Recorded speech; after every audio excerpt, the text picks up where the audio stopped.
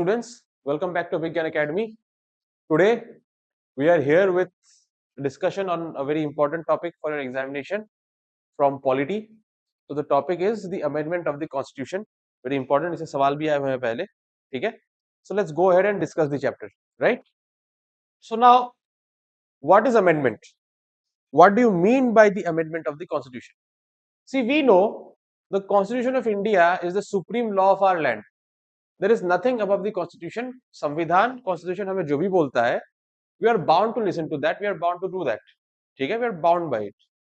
Now think of it, the constitution came into power, it was enacted on the 26th of January 1950, and currently we are in November of 2025, right? We are more than 75 years ahead of when the constitution was made. Now remember one thing, students, constitution जो supreme law है, इसका final goal क्या है? The final goal of the constitution is to cater to the needs of the people of the country, right? Constitution बस किसी को power देने के लिए नहीं बना है, वो हम लोगों का ख्याल रखने के लिए बना है, हमें पावरफुल रखने के लिए बना है, हमारी जरूरतों को पूरा करने के लिए बना है. बट एक बात सोचिए, हमारे needs, do you think they are the same as 1950? Do you think our needs, our aspirations are still the same as what they were 75 years ago? No, right? Our needs have changed over the course of time. Our needs have changed. What we wanted in 1950, we don't want that anymore right now. Our needs have completely changed. So do you think if the constitution, the laws don't change with time, if they are the same as what they were 75 years ago, and our needs keep changing, do you think there will be any use of the constitution? No, right? There will be no use of it, because नियम time के अनुसार बदलता है, वक्त के साथ साथ नियम बदलते हैं, isn't it? Now, तो अमेंडमेंट अब है क्या कि जैसे जैसे लोगों की जरूरतें बदलती है, as and when the needs of the people change, the aspirations of the people change, the constitution also needs to change. The provisions in the constitution need to be changed. So whenever we make a change in the constitution, whenever we make a modification in the constitution, that particular change or modification is known as an amendment of the constitution. All right? Now, amendment or change in the constitution can be done in three ways. First is you add something new, addition. The second is deletion. Deletion is you delete something that is written in the constitution. And the third one is that you don't add anything, you don't delete anything also, but whatever is written in the constitution, you just rephrase it. आप शब्द बदल दो उसके बस, ठीक है?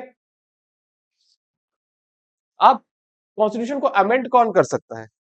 Constitution को amend या चेंज करने का power is given only and only to the parliament of the India, which is our union legislature, ठीक है? And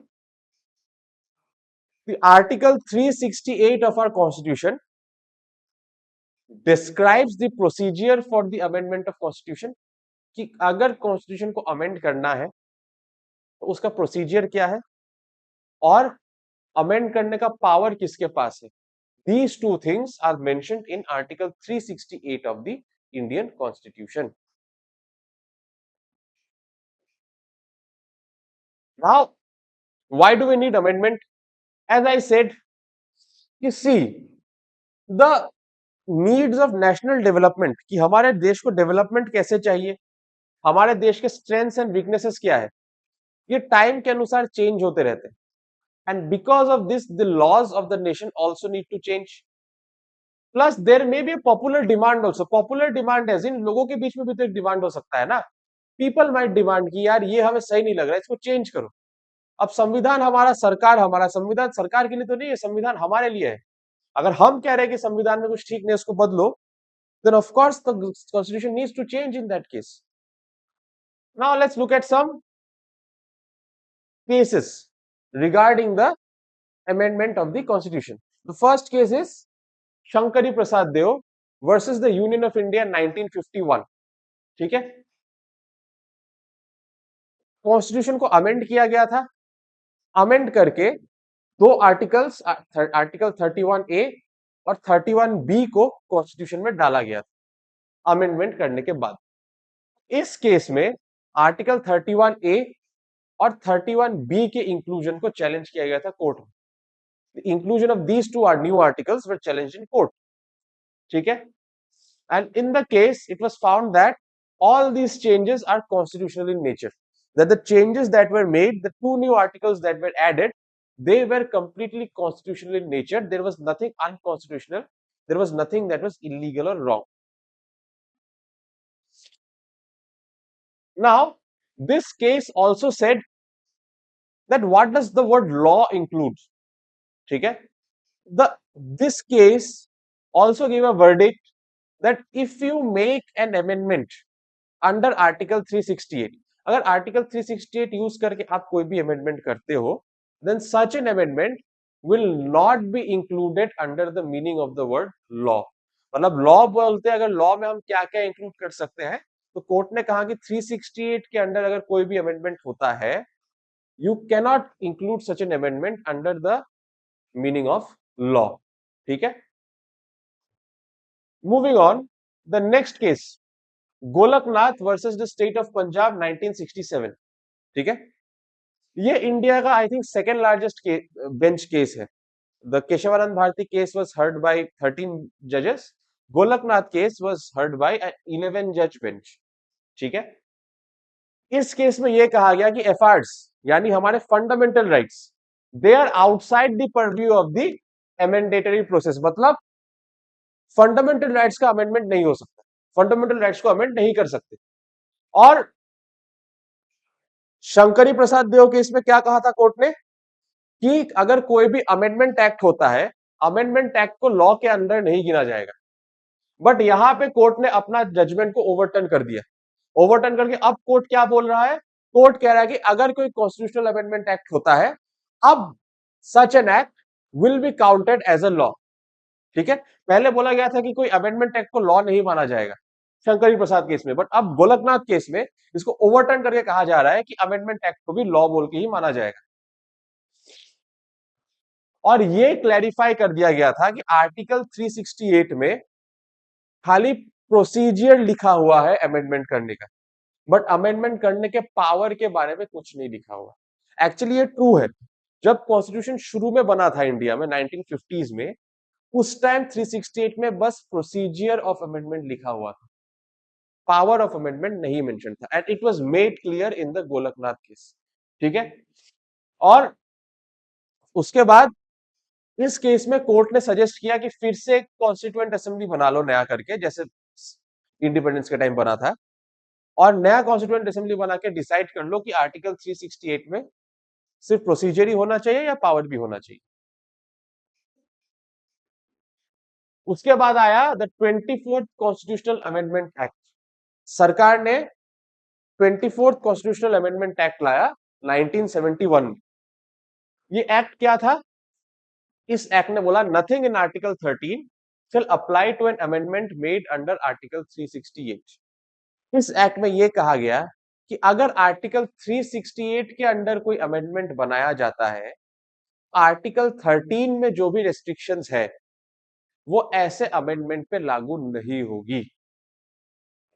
Like agar if there is any amendment made under article 368, anything under article 368, then provisions from article 13 will not apply to such an amendment act. Article 13 का कुछ भी article 368 के बने हुए amendment के ऊपर अप्लाई नहीं होगा. उसके बाद clause 3 was added to article 368 for this purpose. अब क्लॉज 3 क्या कहता है, procedure for amendment of parliament of amendment of the constitution. पहले आर्टिकल 368 में बस ये लिखा था कि procedure for amendment of constitution, but अब उसको चेंज करके क्या बना दिया गया, power of parliament to amend the constitution and the procedure thereof. मतलब पहले आर्टिकल 368 बस अमेंडमेंट के प्रोसीजर के बारे में बात करता था, अब 24th अमेंडमेंट के बाद ये साफ साफ लिख दिया गया कि पावर पार्लियामेंट के पास है अमेंडमेंट का, और अमेंडमेंट का प्रोसीजर क्या है वो मेंशन है आर्टिकल 368।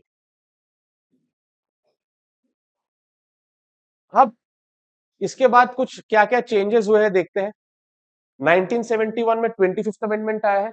25th अमेंडमेंट ने क्या किया, इसने एक नया आर्टिकल ऐड कर दिया कॉन्स्टिट्यूशन में, which is the article 31C। उसके बाद 26th अमेंडमेंट आया 1971 में, इसने प्रिवी पर्स को एबॉलिश कर दिया। प्रिवी पर्स क्या होता है, प्रिवी पर्स ये था कि जब प्रिंसली स्टेट्स को इंटीग्रेट किया गया था ना नए नए इंडिपेंडेंट इंडिया में, तो उनके साथ एक एग्रीमेंट बना था दैट प्रिवी पर्सेस को बेसिकली एक अमाउंट ऑफ पैसा मिलेगा इंडियन गवर्नमेंट से, ठीक है, कि मतलब ये जो प्रिंसली स्टेट्स है, ये प्रिंसली स्टेट्स इंडिया में आ जाएंगे, बट कंडीशन ये था कि ये प्रिंसली स्टेट्स जितना भी रेवेन्यू कलेक्ट करते हैं ना, उस रेवेन्यू का एक पर्टिकुलर परसेंटेज उनको इंडिया के सेंट्रल गवर्नमेंट से अलग से मिलेगा, ठीक है।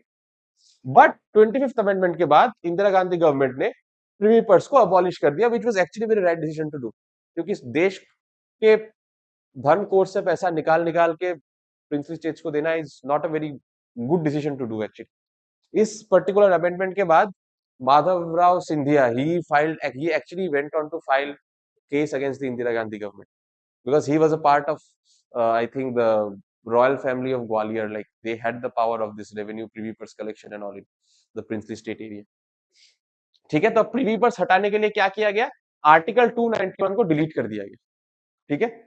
Then another important amendment is the 29th amendment of 1972। इसमें क्या किया गया, 29th अमेंडमेंट से जो केरला लैंड रिफॉर्म्स एक्ट था, केरला लैंड रिफॉर्म्स एक्ट को ले जाके 9th शेड्यूल में प्लेस कर दिया। This was done by the 29th amendment of 1972। अब आता है इंडिपेंडेंट इंडिया का लैंडमार्क केस, इंडिपेंडेंट इंडिया का one of the most important, one of the most landmark judgments, the Kesavananda Bharati versus the state of Kerala 1973। इसको independent India का landmark judgment भी बोला जाता है, of the biggest cases of our country. और इस country को सुनने के लिए लार्जेस्ट पैनल ऑफ जजेस आया था, 13 जजेस का पैनल था इस केस के लिए। इतना बड़ा पैनल किसी केस के लिए नहीं था, ठीक है। ये इंडिपेंडेंट इंडिया का लॉन्गेस्ट रनिंग केस था। क्यों, क्योंकि इस केस की हियरिंग 68 डेज के लिए हुई, 68 डेज हियरिंग हुई है इस केस, इतना लंबा केस है ये। और ये केस फाइल किसने किया था, जो केरला लैंड रिफॉर्म्स एक्ट है, केरला लैंड रिफॉर्म्स एक्ट के अगेंस्ट ये केस फाइल किया गया था by a monk known as Kesavananda Bharati. Kesavananda Bharati ने ये केस फाइल किया था अंडर आर्टिकल 26। क्यों, क्योंकि आर्टिकल 26 फ्रीडम देता है लोगों को to manage their own religious institutions and religious affairs, ठीक है। And the Kerala land reforms act was basically interfering with the right of Keshwanand Bharati, and he was a part of a mutt, and the right of the mutt to basically handle their own affairs of religion, ठीक है। अब इसके बाद हमारे देश के जो उस टाइम के अटॉर्नी जनरल थे, उन्होंने 71 देशों के कॉन्स्टिट्यूशन के अमेंडमेंट प्रोसीजर का एक कंपैरेटिव स्टडीज किया। बेसिकली ऐसे हमारे देश का एक अमेंडमेंट का प्रोसीजर है, वैसे बाकी देशों के संविधान का भी एक अमेंडमेंट प्रोसीजर होगा। उस टाइम के अटॉर्नी जनरल ने he took 71 constitutions of 71 different countries and he studied and compared the amendment procedure of each country together for this particular case। और ये इतना बड़ा केस था, इस केस का जो जजमेंट है, the judgment of this case was of 703 pages, 703 pages का जजमेंट है। और इस केस में एक बहुत बड़ा प्रिंसिपल दिया सुप्रीम कोर्ट ने, this principle was known as the doctrine of the basic structure of the constitution, ठीक है, the doctrine of the basic structure of the constitution. और एक्चुअली में हम आगे चल के देखेंगे कि इस पर्टिकुलर जजमेंट ने एक पॉइंट पे जाके इंडिया का लोकतंत्र बचा है, इंडिया के डेमोक्रेसी को बचाया है। We will see how. कभी कभी लोग ये भी कहते हैं कि देखिए अब जो डॉक्ट्रिन ऑफ बेसिक स्ट्रक्चर है वो संविधान में तो मेंशन्ड है नहीं, बट सुप्रीम कोर्ट ने अपने आप से वो दे दिया। तो लोग कभी कभी ये भी आर्ग्यू करते हैं कि ये एक टाइप का जुडिशियल ओवररीच है, मतलब जुडिशरी अपने हद से आगे जाके कुछ भी डॉक्ट्रिन वगैरह देने लग जाती है। But nonetheless this is a very important doctrine, क्योंकि यही डॉक्ट्रिन है जो हमारे देश की डेमोक्रेसी को आज भी बचा के रखता है।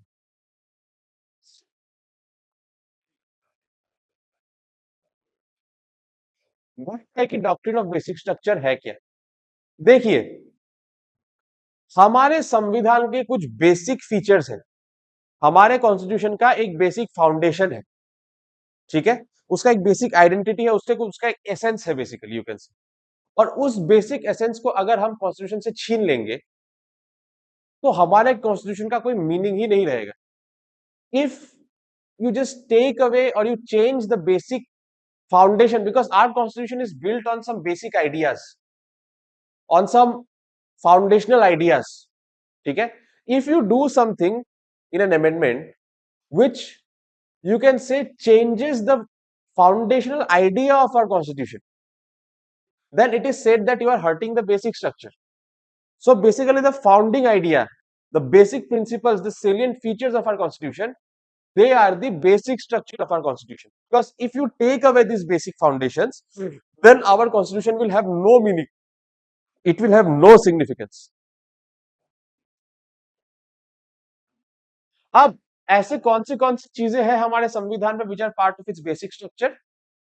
सुप्रीमेसी ऑफ द कॉन्स्टिट्यूशन, कि कॉन्स्टिट्यूशन सबसे ऊपर है। रूल ऑफ लॉ, लॉ के ऊपर कोई नहीं। प्रियम्बल में लिखे हुए ऑब्जेक्टिव्स, इक्वलिटी, फ्रेटर्निटी, इंटीग्रिटी, ठीक है। फंडामेंटल राइट्स और डीपीएस के बीच का जो डीपीएसपी के बीच का जो बैलेंस है। हमारा फॉर्म ऑफ गवर्नमेंट, हमारा फॉर्म ऑफ गवर्नमेंट पार्लियामेंट्री है, प्रेसिडेंशियल नहीं है, ठीक है। देन आर्टिकल 368 यूज करके सरकार कॉन्स्टिट्यूशन बदल तो सकती है, बट हर चीज को नहीं बदल सकती, उसमें भी कुछ लिमिट्स है। ऐसा नहीं कि वो बदलने का मन करे वो कुछ भी बदल दे। There are limits on amendment of the constitution. Independence of judiciary, मतलब जुडिशरी पे सरकार कोई दखलंदाजी नहीं कर सकती। सोशल जस्टिस, सोशल जस्टिस मतलब सोसाइटी के जो पिछड़े हुए लोग हैं उनको आगे लाया आना, अमीर और गरीब के बीच का गैप क्लोज करना। ऐसा नहीं कि कुछ है सोशल सोसाइटी में हमारे जो आगे बढ़ते चले जा रहे हैं और कुछ है जो पीछे चले जाते जा रहे हैं। सोशल जस्टिस देना, लोगों को बेसिक हेल्थ केयर, एजुकेशन, खाना, कपड़ा, मकान, इसका एक्सेस देना। Then article 21 read along with article 14 and 19, ठीक है। आर्टिकल 20 और आर्टिकल 32, आर्टिकल 14 और 15 red along with article 16 clause 4, 4A and 4B। And primacy of CGI in judicial amendments, कोई जुडिशियल अमेंडमेंट होगा तो उसमें सबसे ज्यादा से किसका होगा, चीफ जस्टिस ऑफ इंडिया का। तो ये जो एक लिस्ट है, ये कुछ ऐसी चीजें हैं जो हमारे कॉन्स्टिट्यूशन का बेसिक फाउंडेशन है। अगर हम इनमें से किसी भी एक चीज को बदल देंगे ना, then our constitution will be left with no significance, no meaning. हमारा कॉन्स्टिट्यूशन ना के बराबर हो जाएगा। That is why these things they actually make up the basic structure of the constitution. और डॉक्ट्रिन ऑफ बेसिक स्ट्रक्चर ये कहता है कि तुम कॉन्स्टिट्यूशन में जितना मर्जी अमेंडमेंट करना है कर लो, बट जो चीजें हमारे संविधान के बेसिक स्ट्रक्चर में इंक्लूडेड है उनको आप कभी भी हाथ नहीं लगा सकते, चाहे कुछ भी हो जाए।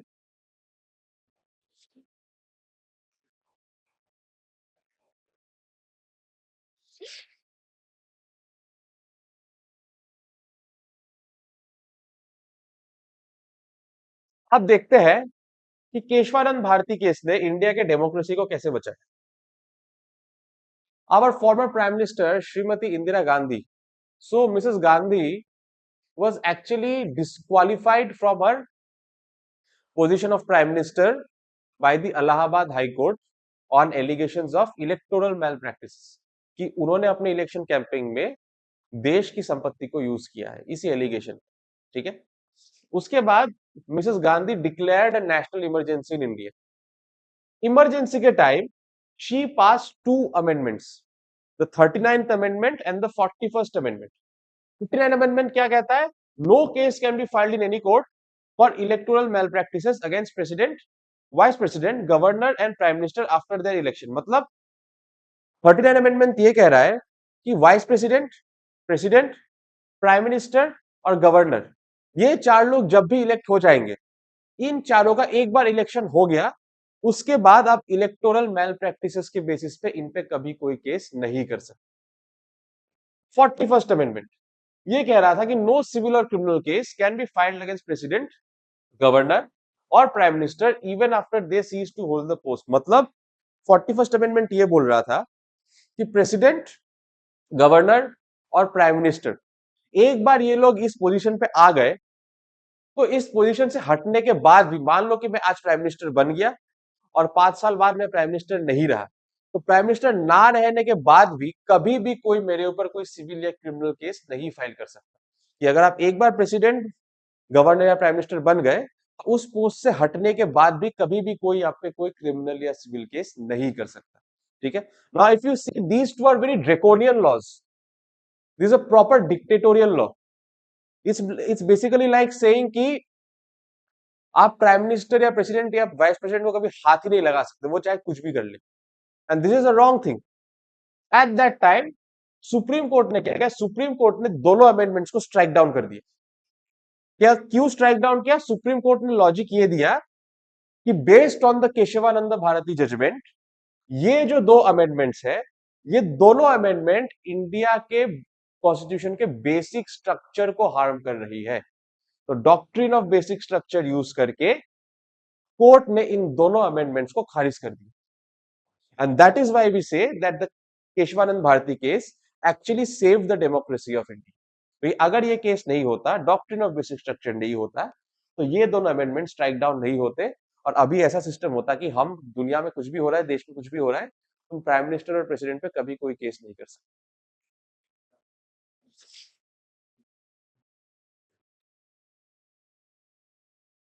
अब आ जाते हैं द प्रोसीजर ऑफ अमेंडमेंट।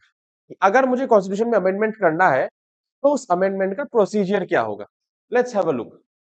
सबसे पहला, एक अमेंडमेंट बिल इंट्रोड्यूस करना पड़ेगा।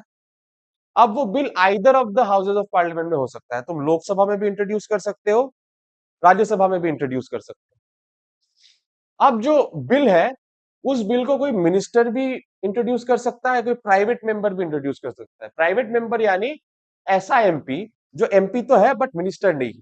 ठीक है। बेसिकली ऑपोजिशन के जो एमपीज वगैरह होते हैं, जिनको मिनिस्ट्रीज वगैरह नहीं मिलती है, वो प्राइवेट मेंबर्स होते हैं। तो कोई प्राइवेट मेंबर भी ये बिल इंट्रोड्यूस कर सकता है, कोई मिनिस्टर भी ये इंट्रोड्यूस कर सकता है। ठीक है। और अमेंडमेंट बिल लाने के लिए आपको प्रेसिडेंट के प्रायर परमिशन की जरूरत नहीं है। आप जब मनी बिल वगैरह लाते हो, आपको इंट्रोडक्शन के पहले प्रेसिडेंट का प्रायर परमिशन चाहिए होता है। बट कॉन्स्टिट्यूशन अमेंडमेंट बिल के लिए you do not need prior permission of the president. ठीक है। और ऐसा बिल दोनों हाउसेस में पास होना पड़ेगा। जिसमें इंट्रोड्यूस किया उसमें पास होना पड़ेगा, उसमें पास होकर जो नेक्स्ट हाउस है उसमें जाके भी उसको पास होना पड़ेगा। मान लीजिए आपने लोकसभा में इंट्रोड्यूस किया, राज्यसभा में भी कर सकते हैं। मान लीजिए आपने लोकसभा में इंट्रोड्यूस किया, तो लोकसभा में पास होके उसके बाद the constitution bill has to be passed in the Rajya Sabha also. And in both houses the bill has to be passed with special majority. Special majority मतलब 2/3 मेजोरिटी, कि जितने मेंबर्स है टोटल के 2/3 मेंबर्स को फॉर में वोट करना पड़ेगा उसको। ठीक है। एक बार दोनों पास हो गया, उसके बाद बिल प्रेसिडेंट के पास चला जाता है for presidential assent. Excuse me. और according to the 24th amendment, president shall give assent. मतलब president has to give his assent for a constitutional amendment bill. वो लौटा नहीं सकता उसको। President shall give an assent. और एक बार वो बिल को प्रेसिडेंट का एसेंट मिल गया, प्रेसिडेंट साइन करते ही the bill will become an act. An act is nothing but a law. ठीक है। अब कभी कभी ऐसा हो सकता है ना कि बिल लोकसभा में पास हो गया बट राज्यसभा में जाके रुक गया, पास नहीं हो रहा है, या राज्यसभा में पास हो गया या तो लोकसभा में जाके रुक गया, पास नहीं हो रहा है लोकसभा में। अगर ये कोई नॉर्मल बिल होता है, ऑर्डिनरी बिल होता है, और दोनों हाउसेस के बीच में डिसएग्रीमेंट हो जाता है लोकसभा राज्यसभा में, देन इन दैट केस क्या किया जाता है कि दोनों हाउसेस का एक जॉइंट सिटिंग होता है to discuss and pass the bill. ठीक है। और not pass the bill, whatever. But amendment bill का ऐसा कुछ नहीं है। अमेंडमेंट बिल अगर एक हाउस में पास होकर दूसरे हाउस में रुक जाता है, उसके लिए जॉइंट सिटिंग का कोई प्रोविजन नहीं है। The bill is dead. अब अमेंडमेंट के कैटेगरीज क्या क्या है? 3 कैटेगरीज है। एक है सिंपल मेजोरिटी वाले अमेंडमेंट, स्पेशल मेजोरिटी वाले अमेंडमेंट और ऐसे अमेंडमेंट जिनको हमारे देश के सारे स्टेट लेजिस्लेचर्स में से at least half of the legislatures have to give a ratification. वो क्या है, एक एक करके देखते हैं। सिंपल मेजोरिटी वाले अमेंडमेंट्स कौन से होते हैं? मान लीजिए आपको एक नया स्टेट फॉर्म करना है, you want to form a new state, जैसे उत्तर प्रदेश से उत्तराखंड निकल के आया है ना? मध्य प्रदेश से छत्तीसगढ़ निकल के आया है, बिहार से झारखंड निकल के आया है, आंध्र प्रदेश से तेलंगाना निकल के आया है, फॉर्मेशन ऑफ न्यू स्टेट्स। या फिर अगर आपको किसी स्टेट का लेजिस्लेटिव काउंसिल बनाना हो नया करके, या किसी स्टेट के एग्जिस्टिंग लेजिस्लेटिव काउंसिल को आपको क्लोज कर देना हो, या फिर अगर आपको हमारे जो फिफ्थ और सिक्स शेड्यूल्स है उसमें चेंज करना हो कुछ। सुप्रीम कोर्ट में जो प्यूनी जजेस का नंबर है वो पहले 7 था, अभी बढ़ते बढ़ते वो 33 हो गया है। तो ये जो नंबर ऑफ जजेस चेंज हो रहा है, ये क्यों होता है? This is by a simple majority amendment. Parliament में इंग्लिश यूज करना है या इंग्लिश यूज नहीं करना है, जो लैंग्वेज का चेंज है, ये भी सिंपल मेजोरिटी से हो जाता है। ठीक है। और एक और चीज, सिंपल मेजोरिटी से जो भी अमेंडमेंट्स करते हैं ना, उन्हें हम मेजर अमेंडमेंट्स नहीं मानते हैं। These are very minor changes, minor amendments. ठीक है। इसी वजह से सिंपल मेजोरिटी वाले अमेंडमेंट्स को आर्टिकल 368 के अंडर किए हुए अमेंडमेंट्स में नहीं माना जाता।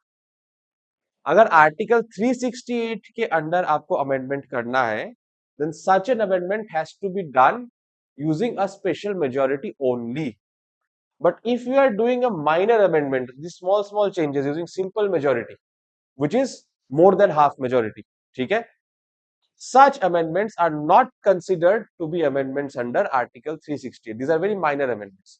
Article 368 amendments mandatorily require a 2/3 special majority. Now special majority वाले अमेंडमेंट्स कौन से हैं? अगर आपको फंडामेंटल राइट्स में कुछ चेंजेस करने थोड़े मोड़े, या फिर आपको डायरेक्टिव प्रिंसिपल्स में कुछ चेंज करना है, ठीक है, या फिर ऐसा कोई भी प्रोविजन जो ये फर्स्ट कैटेगरी में नहीं मेंशन किया है मैंने, और इसके बाद एक थर्ड कैटेगरी में मैं पढ़ाऊंगा अभी। फर्स्ट और थर्ड कैटेगरी में अगर अगर कोई भी प्रोविजन है जो फर्स्ट या थर्ड कैटेगरी में मेंशन नहीं है, all those provisions and fundamental rights and DPSPs, यहां पे अमेंडमेंट करने के लिए आपको स्पेशल मेजोरिटी ही यूज करना पड़ेगा। And this kind of special majority amendments by 2/3 majority, they are considered amendments under article 368। Ratification of half of states, मतलब ये कुछ ऐसे अमेंडमेंट्स है जो स्टेट्स को अफेक्ट करते हैं। ये अमेंडमेंट सिर्फ सेंटर को अफेक्ट नहीं करते, ये अमेंडमेंट्स स्टेट गवर्नमेंट्स को भी किसी ना किसी तरह से अफेक्ट करते हैं। इसीलिए होता ये है कि हमारे जितने भी स्टेट्स है ना, टोटल स्टेट्स में से एटलीस्ट आधे स्टेट्स के लेजिस्लेटिव असेंबलीज को अमेंडमेंट को रेटिफाई करना पड़ेगा, अप्रूव करना पड़ेगा, तभी जाकर ये अमेंडमेंट पास होगा। मतलब अभी हमारे पास 28 स्टेट्स है, एटलीस्ट 14 स्टेट्स के असेंबलीज को अमेंडमेंट को रेटिफाई करना पड़ेगा। ठीक है। तो ऐसे कौन से चीजें हैं जिसको स्टेट का रेटिफिकेशन चाहिए होता है?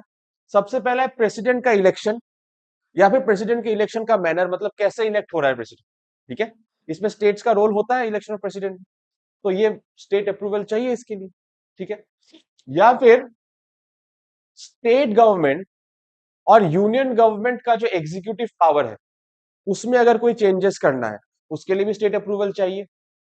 अगर हाई कोर्ट और सुप्रीम कोर्ट से रिलेटेड कोई भी प्रोविजंस में चेंज करना है, उसके लिए भी unit ratification of half of the states. या फिर देखो, जो लेजिस्लेटिव पावर्स है, द लॉ मेकिंग पावर्स जो होते हैं, वो यूनियन और स्टेट में डिस्ट्रीब्यूटेड है। कि ऐसी कुछ कुछ चीजें हैं जिसपे सिर्फ यूनियन लॉज बना सकता है, ऐसी कुछ कुछ चीजें हैं जिसपे सिर्फ स्टेट लॉज बना सकता है, और ऐसी भी कुछ चीजें हैं जिसपे यूनियन और स्टेट दोनों लॉज बना सकता है। ठीक है। तो अगर ये लेजिस्लेटिव पावर्स के डिस्ट्रीब्यूशन में कोई चेंज हुआ, तब भी स्टेट का अप्रूवल चाहिए होगा। ठीक है। या फिर पार्लियामेंट में जो स्टेट्स का रिप्रेजेंटेशन है, जैसे हर स्टेट का एक फिक्स नंबर ऑफ सीट्स है पार्लियामेंट में, हर स्टेट से, तो वो जो फिक्स नंबर ऑफ सीट्स है हर स्टेट का, उसमें अगर कोई चेंज करना हो तो भी स्टेट्स का अप्रूवल चाहिए। अगर 7 शेड्यूल जहां पे यूनियन लिस्ट, कंकरेंट लिस्ट और स्टेट लिस्ट मेंशन है, यूनियन लिस्ट में वो सब्जेक्ट्स है जिसमें सिर्फ सेंट्रल गवर्नमेंट लॉ बना सकती है, स्टेट लिस्ट में वो सब्जेक्ट्स है जिसपे सिर्फ स्टेट गवर्नमेंट लॉ बना सकती है, और कंकरेंट लिस्ट में वो सब्जेक्ट्स है जिसपे स्टेट और सेंट्रल गवर्नमेंट दोनों लॉज बना सकते हैं। These 3 lists are mentioned in the 7th schedule. अगर 7th शेड्यूल में कोई भी चेंज करना हो, उसके लिए भी half of the states need to ratify the amendment. और अगर आर्टिकल 368 जिसको यूज करके आप अमेंडमेंट करते हो, अगर आर्टिकल 368 में ही आपको कुछ चेंज करना है, in that case also you will need ratification of half of the states. So that's it from the chapter amendment of the constitution. I hope it was a very helpful session for you. Go through the video and try to understand the concepts that I just discussed. चाहे तो आप slow करके या rewind करके देख सकते हो, कुछ समझ में ना आओ तो। I hope it was very helpful for you. Have a good time preparing for the exam. Be disciplined. Eat healthy, sleep healthy. ठीक है, चलो, I'll see you again. Goodbye and Jai Hind.